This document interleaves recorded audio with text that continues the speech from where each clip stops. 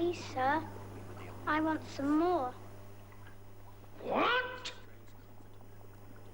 Please, sir, I want some more. More? I wish I had that influence in my household. Now, there was always something special about Oliver Twist, the wide-eyed orphan who timidly asked for some more.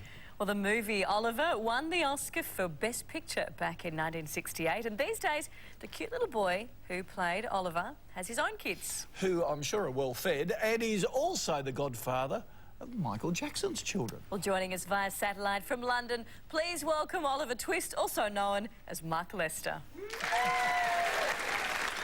Mark, I'm fascinated about Michael Jackson, but we'll come to that later. Let's talk about Oliver. 5,000 kids auditioned for this part. You got it. What do you reckon set you apart?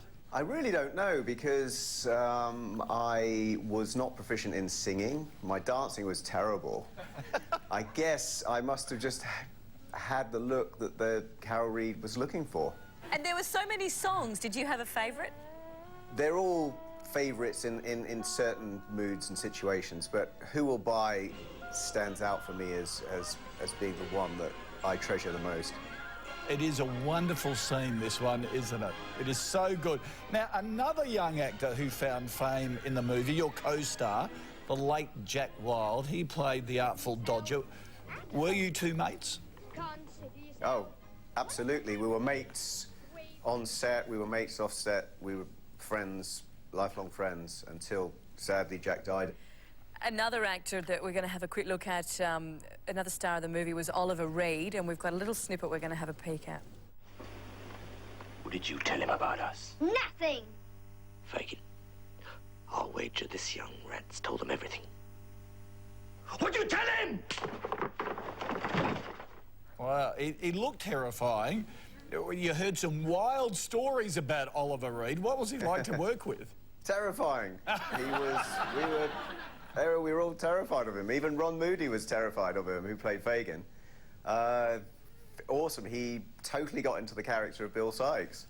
In a clip we saw earlier, it reminded me that Harry Seacombe was in the movie, Mr. Bumble. Now, what was it like working with him, and did you play any tricks on him? Oh, yes. Well, Harry was great. He was... I mean, Harry is a larger-than-life character, and was a very, very lovely and charming man. One of the scenes where Oliver has asked for more, and Harry, as Mr. Bumble, gets Oliver by the ear and marches him around. The makeup department decided that they wanted to play a joke on Harry, so they actually made me a little plastic ear that fitted over the top of my own ear. And, well, you can guess what happened. Everyone was in on it, except for Harry, and, of course, he grabs my ear and the bit of plastic comes off, and he just looks, and the look of horror as you think, oh, my God, I pulled his ear off. Now, I'm fascinated. Tell us how you met Michael Jackson. Michael came to London in the early 80s. And it was just before he did his Thriller album. He was touring with his brothers, and they were doing some shows in London. And just out of the blue, Michael's manager phoned me up and said, I'm Michael Jackson's manager, and Mike would like to meet you. Can we arrange a meeting? So we got in this black limousine, and we were taken to this big London hotel, where Michael had taken over an entire floor of the hotel. I'd never seen anything like this. And you're friends to this day, so you're godfather to his son, Prince, and he's godfather to your children? So you're obviously all still in contact? Oh, yes. We spent Christmas with Michael last Christmas in the Middle East, which was very nice. And Michael's kids are absolutely adorable. And my kids, I have 4 children. They all get on very well with his children. And we often meet up, and when Michael's in London, we'll go up and spend a day or weekend. Yeah. But I've got to ask, have you ever seen Little Prince without a mask on? I've bathed Prince. I mean, when the kids are not in front of the cameras, they just are normal kids. They don't walk around in masks. And of your children, one is named Olivia. Is there any coincidence to that? Well, Olivia was named after Oliver. If I had a boy, I don't think I would have called him Oliver, because having an Olivia and an Oliver would be a bit daft. But Olivia was named, yes, because of the film. But have the kids seen the film, and what do they think of their dad?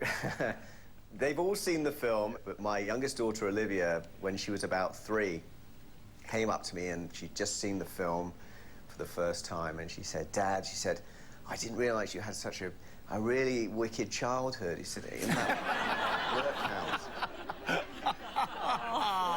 She really believed it. Isn't that fantastic, though? Now, tell us what you're doing now.